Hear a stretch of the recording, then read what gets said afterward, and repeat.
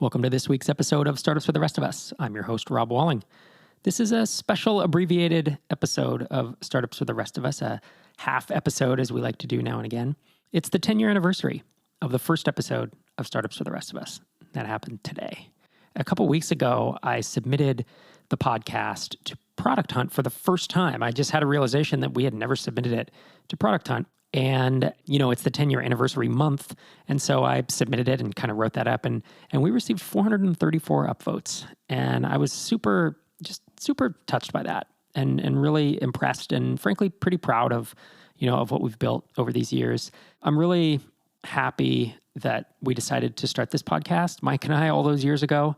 I mean, we really had the motivation clear from the start. I'm actually going to roll about the first 5 minutes of episode 1. It is agonizing for me to listen to. It's not very good, but that's why I'm not playing the whole episode because I just would not subject you to that. But I'm going to have my editor roll the first 5 minutes of that after I'm done chatting here. And something that I was struck by is our motivation was very clear from the start. I said there are almost no bootstrapping podcasts, and my recollection is there was one, and maybe one or two. And the one or two that I had heard didn't make good use of my time. There were no practical tips.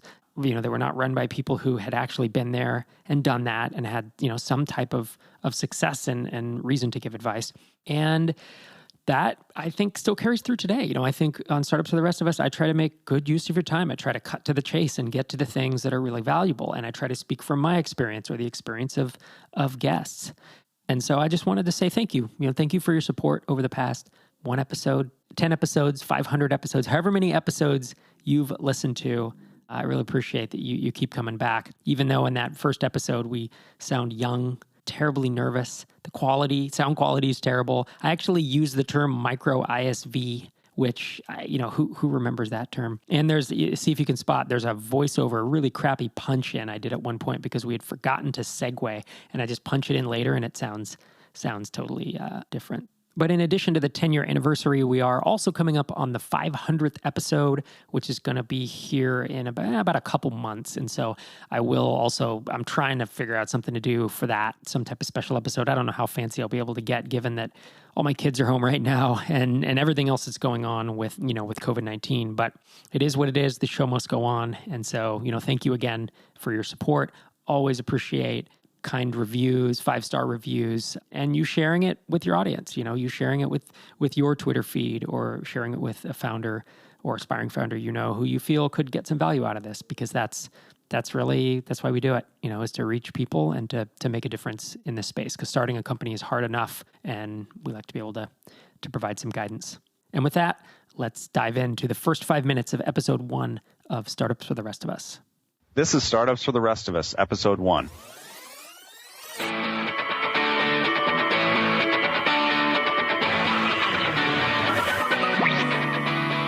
Welcome to Startups for the Rest of Us, the podcast that helps developers be awesome at launching software products, whether you've built your first product or are just thinking about it.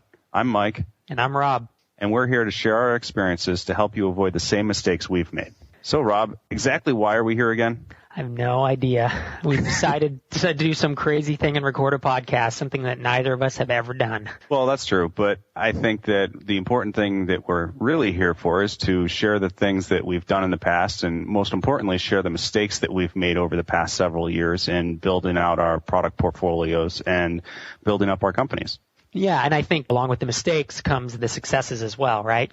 I mean, we learn I would hope so. from both of them. Yeah, I guess if we didn't have any successes, no one should listen to us. Why exactly are we developing this podcast? I mean, does the world really need another podcast about startups? Like we talked about before, there's this obvious gap in the market. There are a lot of podcasts aimed at venture-backed startups, high-growth startups, but there are so few podcasts aimed at bootstrap startups. And frankly, the ones that I listen to, they don't tend to have super practical information that you can apply to your startup or micro ISV right away. There's a lot of interview podcasts, and there's a lot of information that's just floating around, kind of almost superficial stuff that you hear on blogs, and I'm hoping we can go a little more in depth with ours. Definitely. I mean, I think that that's the key point here, is that we can try to go a little bit further than what you would find on a blog. I mean, the point of a blog is partially for information, but some of it's entertainment as well. And to get the right information you need, you tend to go to a lot of different blogs or a lot of different websites.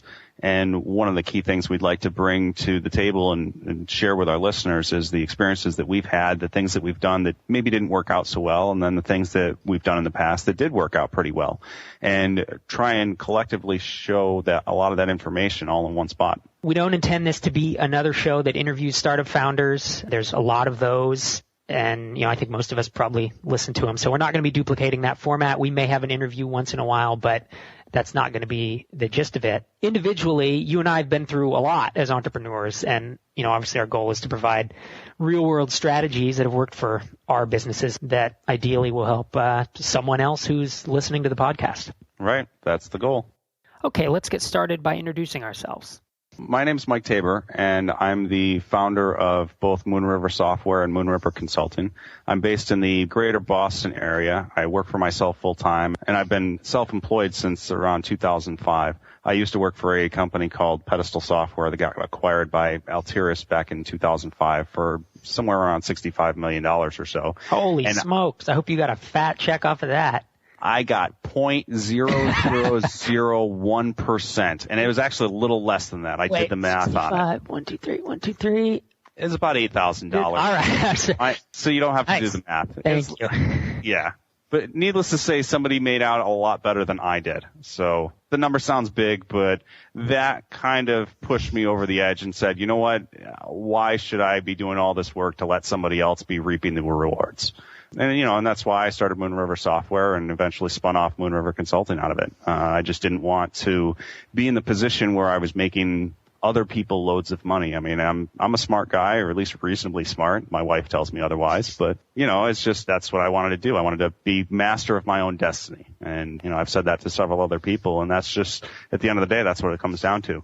Cool. So what about you, Rob? Well, I followed a similar path, actually. Over the past 10 years, I've had a couple of salaried positions, but mostly I've done software consulting. And whether that's for a firm that, that I was paid hourly through, or I spun off my own firm in 2002 that eventually went full-time a couple years later. And I realized pretty quickly that consulting is fun, but I had a tough time building things for other people. I enjoyed it, but it really wasn't fulfilling me the way that I wanted my work life to do. So I started building my own products and launching them. And pretty quickly, I found a couple other products that people had launched that weren't doing well and acquired them and started learning the ropes of marketing software, essentially, really on a very small scale, obviously. I'm not Microsoft. I mean, it's me, one guy, and a couple contractors I have, or a handful of contractors, I should say. But I found that I enjoyed it pretty quickly, although I blew through a ton of money early on. I don't know if I ever told you, but I dropped $1,200 on AdWords in 6 weeks one time, and I made one $99 sale off it.